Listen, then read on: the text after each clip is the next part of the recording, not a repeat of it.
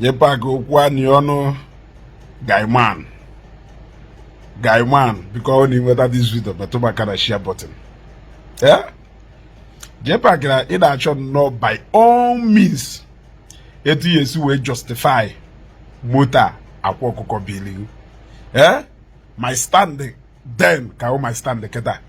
There is no justification here you will justify if you will receive that car gift from Akwa Okuko. Reason being that na condemn ndị nwa dibia na condemn ụmụ nwa dibia na their activities.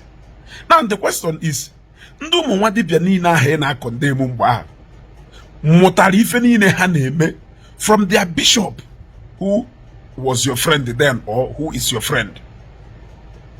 Nwa onye ọbanide mmiri ịghọtago onwere ife fa na-eme ọ dị-eme. His mode of operation with their mode of operation. In fact, ha bidoro maybe ife ọ na-eme because na half or no garie.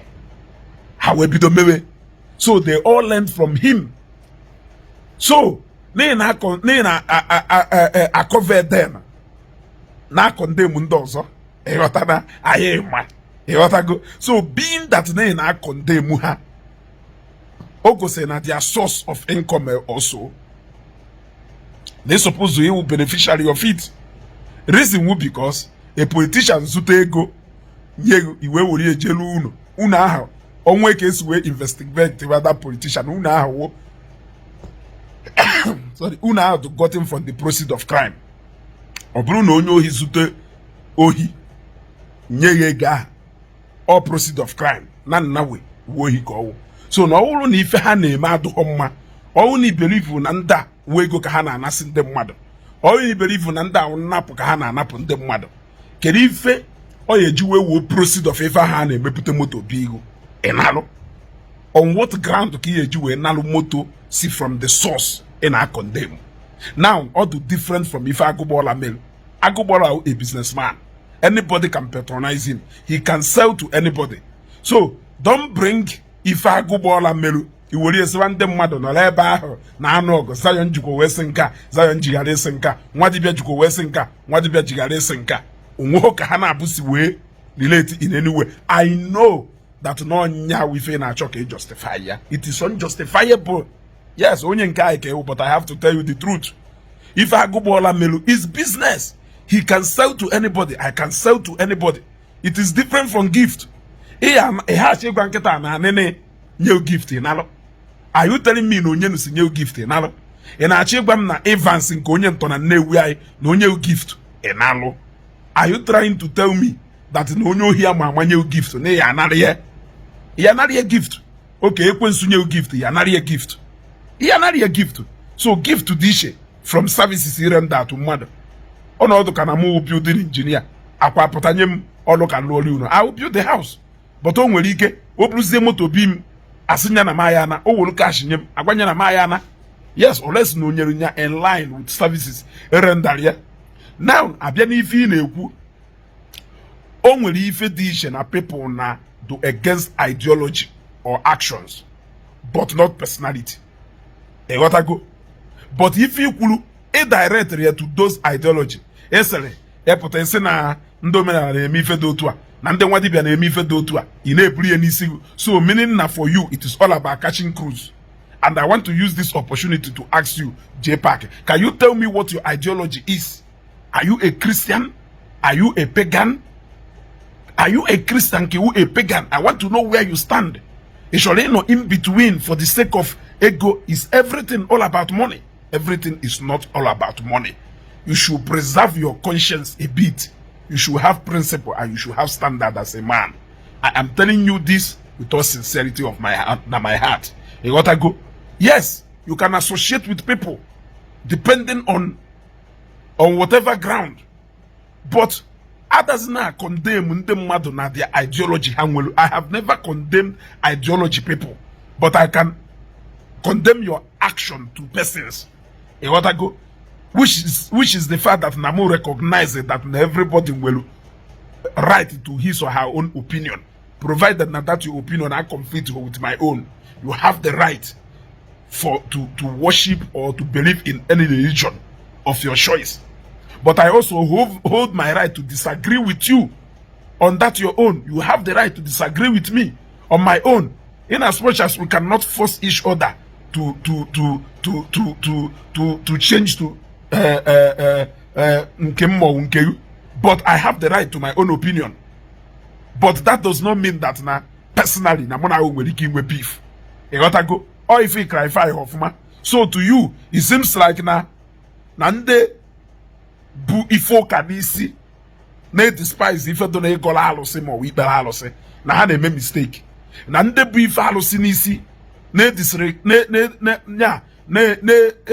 with nde na ekperu chukwu na nde na ejoka na ha wrong. In other words, na onye na ekpere alụsị na suppose inwe problem no na ekpere alụsị, and onye na-eje ụka na suppose inwe problem no na eje ụka, ebe go na ya nọrọ na the same faith. That is completely wrong. Go. I can have problem with that belief, although acceptable to me. I don't like it, but not you as a person, because you were right to also choose that religion over my own. But I can have problem with that. Yes, and we can have problem with the mother na agwu. Ni na mother na eji agwu. Let's know onye na agwozi ogwu nke na egbu egbu. In fact, I have a agwu because that one is out of place. No more ya like associate with onye na agwu, and that one is the fact. Yes, that one is the fact. Onye ya like associate with. But for me, I think you should focus on your message on those people who may take things personal with the people based on their belief. But not that belief onya. Yes, not that belief onya.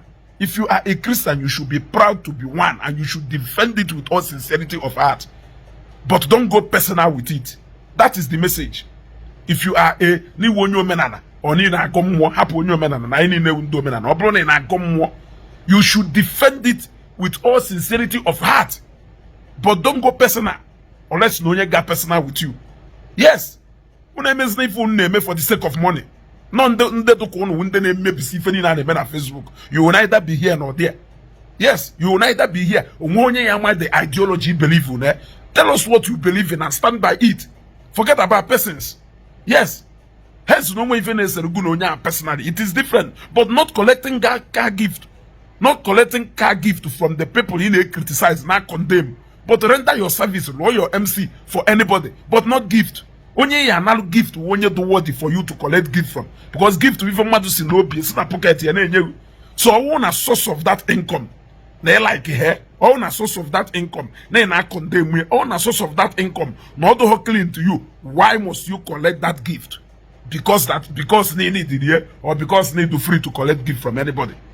Yes. So let us not make this thing to be all about money. Our business is our business. Service design a render is service design a render, and gift is a gift. I choose who to collect gift from, but I may not choose who to sell my market to. That is it. Everybody can buy my market, but I may choose who to collect gift from according to principle and according to my standard. That is it. Ye despise onye na-ezuohi mana onye na-ezuohi nye gift enalo. Ye despise onye na-atonto mana onye na-atonto nye gift enalo. Can you do different from what you did and what Okongwu Dibia did? But you went ahead to stand with Okongwu Dibia, reject your gift the same way as we be. Yes, he rejected it. You could have advised him to collect that gift. Can even remember Okongwu Dibia yalo? Ego neko ejuwelo that spider. No spend the kego na spider. I will spend the 400,000 or 500,000. Well. It is not still equal to buying a second-hand spider at that time. Yes, but you stood with him or rejected the gift under the guise of this one. Yes. Now you collected your own. Obviously, because it was Ayanando then. It wasn't your favorite Dibia then. You stood with him or rejected the car gift, but alone and now your own. Only man that you can actually receive gift from anybody, despite no nyaho. If one many feel like it, or if one many feel like it. You go to promote if I gift any for services cylinder. Jep na go that moto ne yalu. Then there's any who could be fish or you. But you reject the other gift. You never advise him to go and get it back. But he use every means he will justify ya moto ibuje. One you say who push moto, nyama moto ne chorenya. But don't justify it. Don't justify it. You are responsible for that decision he taken, and you will live with that decision he taken. Don't drag everybody into it. You should have principle and standard as a man. Yes, money is not everything, and gift is not everything. Daalụkwunu.